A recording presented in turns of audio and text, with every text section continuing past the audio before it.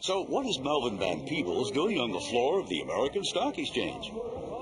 I tend to hang with businessmen quite often because they deal a little more where the rubber meets the road.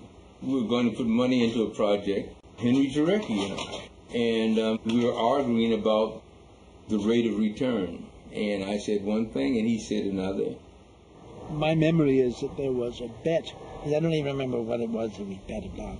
Come on, Henry, give me a break. What's the vigorous of the bet? I mean, you know, and the vigorous, that is, the interest of the bet on his side was if I lost, I'd go to work on Wall Street.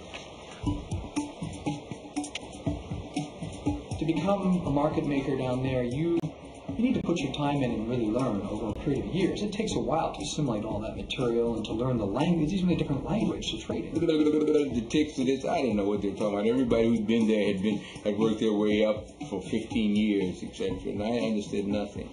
And so 2 days later, we took the test, and I didn't pass it. And so I was off the hook, more or less. But then that sort of got my goat, etc. And so I hired myself out as a clerk. I was probably the oldest clerk. And after a while, what sounded like Greek began to sound like Old English, began to sound like Shakespearean English, and then began to make sense. So the next month, I took the test again, and I passed. And 2 weeks later, I was a trader on Wall Street.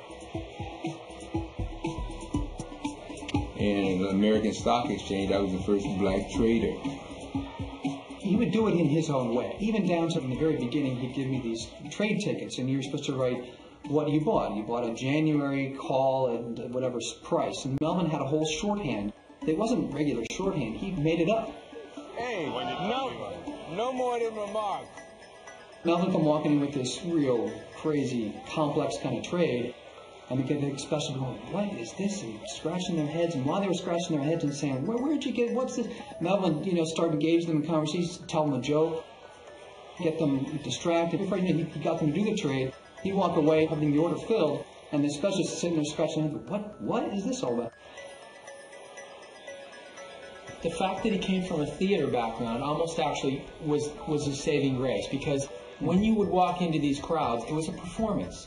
You would walk in, and there'd be maybe 10, 15 people standing there, and you would announce what you wanted to do. And there was a certain theatrical nature to it. And these are not, just nice people. These are, these seasoned veteran traders who have been down there for 10 years, and they all, have an axe to grind. And you had to have some presence, and he had a lot of presence.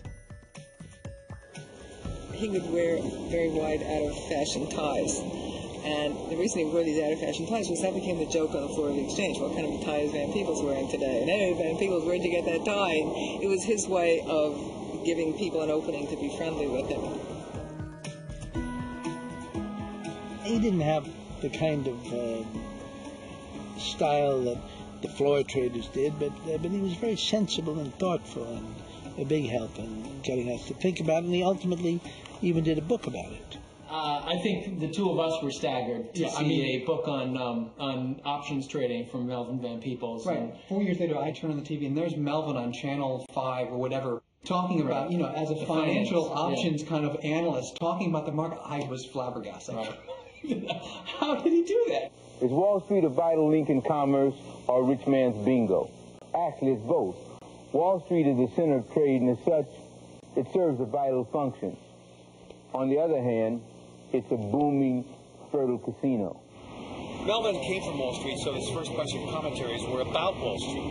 Then he could sort of go on any other ideas and the crazy spots that he had in mind. Tonight, Melvin's going to tackle, he's going to be talking about, I'm going to let you figure it out. I have the housing solution. Here goes. Hookers and the homeless.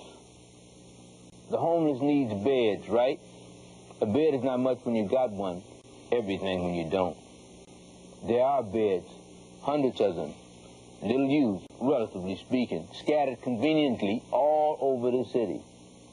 Rooms of prostitution, cribs.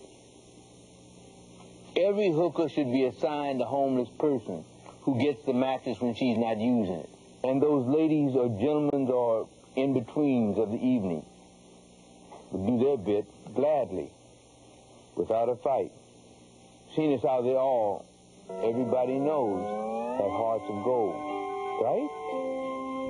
Yeah, sure. I'm Melvin Van Peebles. Good night.